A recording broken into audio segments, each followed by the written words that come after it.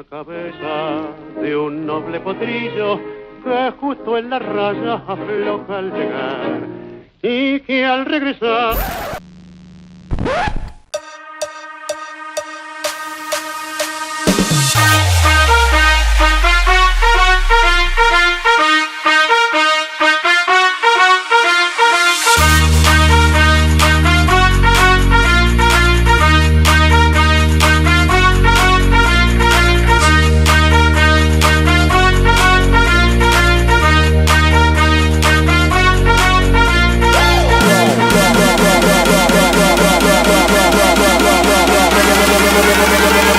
Rinse out, drop that low.